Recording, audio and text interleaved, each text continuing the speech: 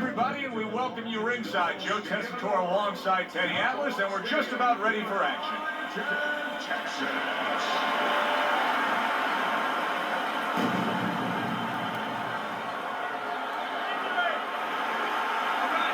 36 minutes still ahead of us here, round 1 of 12.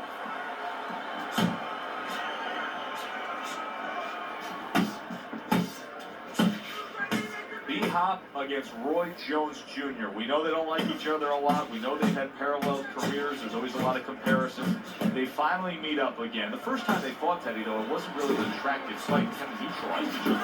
Yeah, they did. I mean, that's their styles a little bit. They're both guys that are safety-first fighters. That's their temperament. That's their makeup. Roy Jones is better athletically, better physically. He's a little faster, but the one advantage that Hopkins has technically is that, Jones depends on reflexes. But if that's not there for him, if that's a little bit off, the other guys, he depends on just good habits. He can have an advantage. It could be Hopkins' night. He just smashed him with that power punch. That'll teach him to be aggressive with a tall fighter. Took a shot, now he gives a left.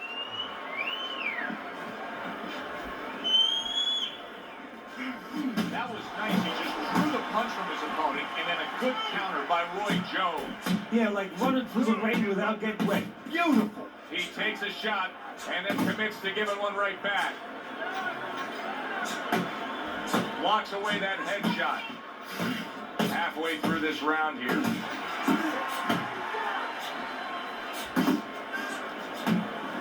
Hopkins is really in position to control things in this fight if he can do what he did just there, and that's land a good, solid jab. Good exchange. He fires back. Good work with the combinations there. Bernard Hopkins is now really on target. Bernard Hopkins is putting forth that hard work he did in training camp there, landing a crisp combination.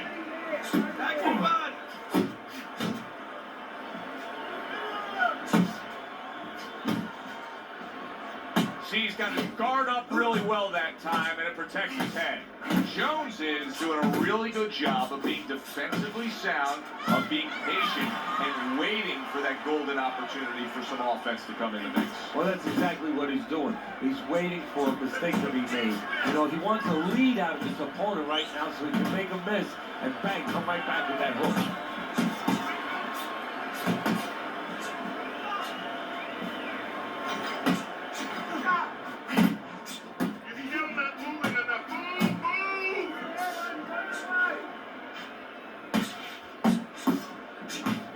Final 10 seconds of round number 1. Targeting that jab with the right hand behind him. Hopkins' right hand scores well. Keep doing what you're doing. Keep the jab pumping and throw the lead right hand, right? You are winning this fight. Okay, doing good. Doing good. Just keep it up, all right? Very good, very good.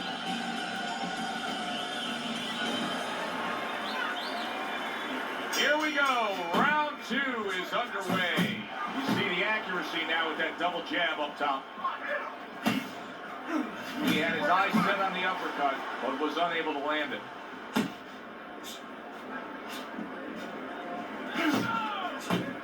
Hopkins is scoring with that right hand.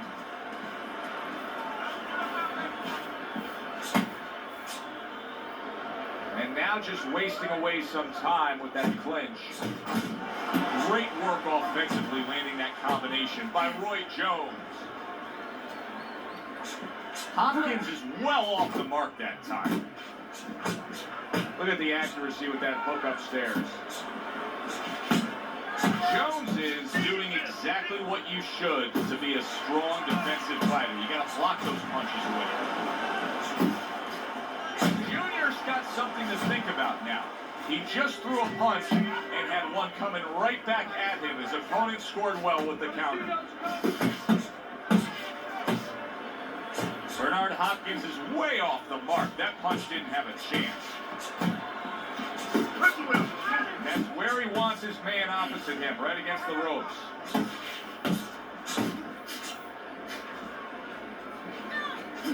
Back to basics here, as you can see the jab becoming a key instrument for him. Boxing 101. You have an opponent walking in, you want to stay on the outside, use that jab. Hopkins is landing a combination here. That's what he does when he's at his very best. Here's one for you now, he says. Right back with the left hand. Jones's cheek is cut. You can see it's opening up now. Boy, that could be a factor later on. You know, that jab is so basic, so simple, but as you can see, so very effective for him early on in this fight. Yeah, well, he's telling his opponent, you're not coming onto my property. You know, I have a dog here, and this dog bites. Hopkins is impressing the judges and himself with that right hand. Scores up top with a left. Keeping him honest with the double jab up top. Not able to land the headshot. And that's what fighters do. Pulls the trigger right away after taking one.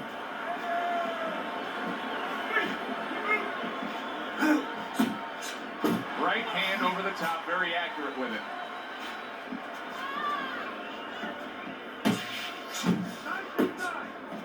Bernard Hopkins going old school there. B-hop with your basic 1-2. Just 10 seconds to go here in the second round. And there's a big right hand from Roy. And that's the end of round 2. Roy Jones Jr.'s corner has to keep him calm. That's the kind of cut that can send a fighter into fits. Yeah, and a corner man into using crazy glue instead of adrenaline. I mean, that is a scary cut, as you just said.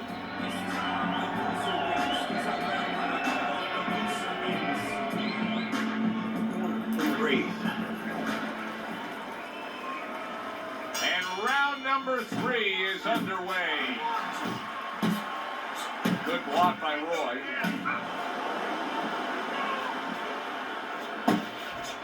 Couldn't hit the elusive target with that straight right. He took a shot, but he gives one of his own. A left hand scores. Good job. It was sudden, it was fast, it was direct by Roy Jones.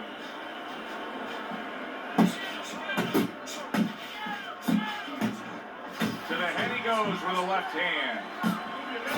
Jones's cut is really a mess right now. It could jeopardize this fight for him right here. Teddy, is there blame that needs to be placed on his cut man? Could he have done more? Well, really, the trick to being a cut man is pretty simple. It's not rocket science. You have to have the right medicines, the right coagulants. You have to be calm.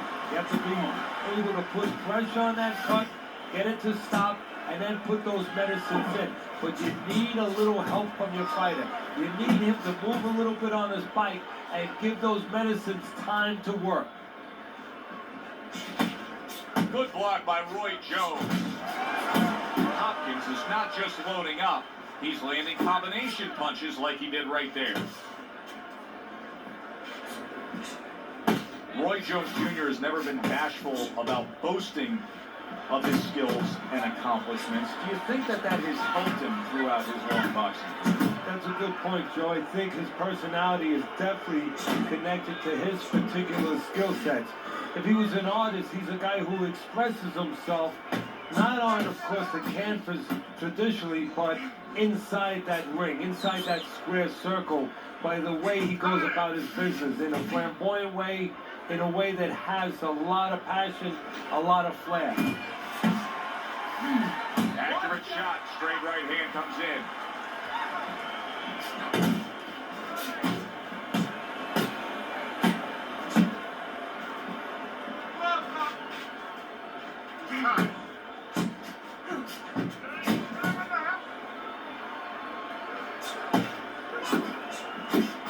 Scores with the combo to the head. A headshot blocked. Good scoring shot. It was a straight right.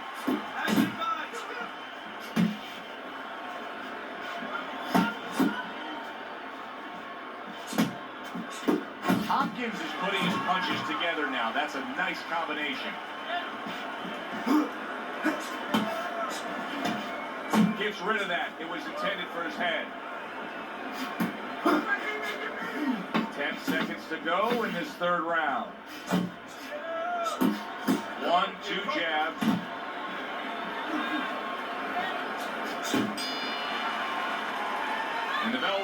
signifying the end of the round. This fight. Take some chances now. You have to take a chance with this guy, all right? You got that? You have to take a risk. And keep your guard up, all right? You're not protecting yourself.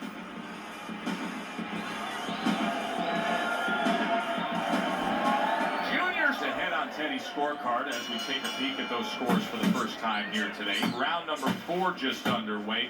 After 3 rounds, he finds himself up just a round, but nothing really to pull away early on. Jones is keeping his guard up very, very well. Teddy, does it help to have the speed that he has? Sure. Anytime you have speed and you can put it into the equation where whatever you're doing, it has to be technically right, but now you put speed, you're doing it even better. You're doing it at a higher level.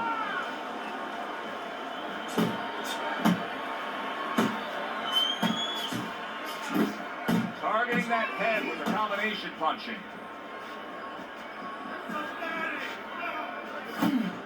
Bernard Hopkins' punches just don't look like what they should look like right now, Teddy. I know he's thrown a lot early on here, but there's no oomph on him. Well, that's the other side of it. There's always a flip side to a coin. And the flip side here in the boxing ring, yeah, he threw a lot of punches, but they didn't affect the guy. Right now, I think he's giving it a little bit. That's it. That's the question.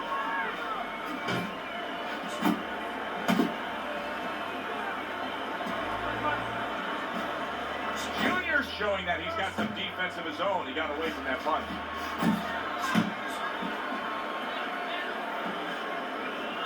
He brings an uppercut that really does damage there.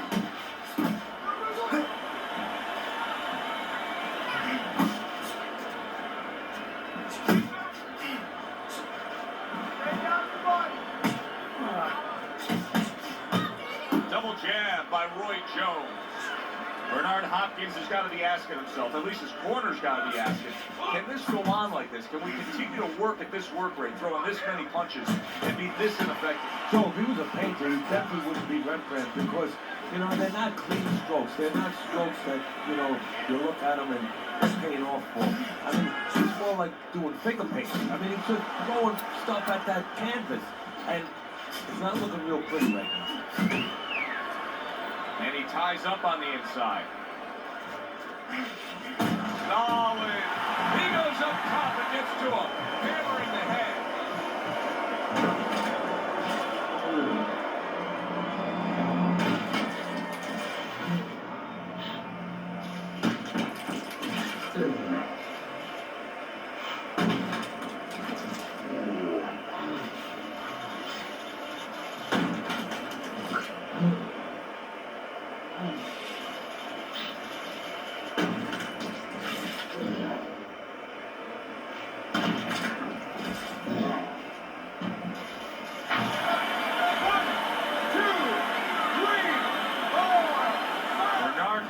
Likes to control things. Right now, this fight may be out of his control as he rises up to beat the count.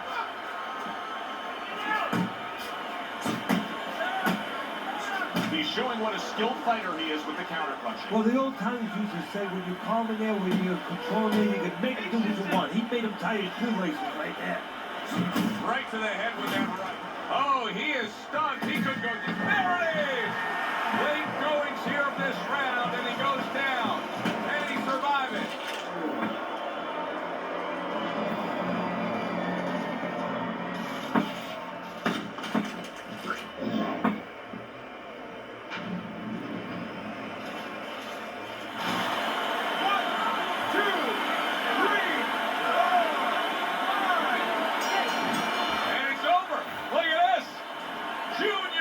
In prime form, power surge here, knockout winner.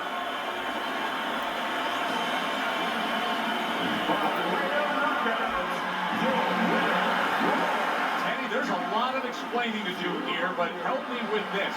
Was this early knockout on a left field a product of one guy being prepared and the other guy just not ready for it? No, obviously he wasn't ready, wasn't prepared in the gym, but I think he came out cold from the locker room. Never knew what hit him.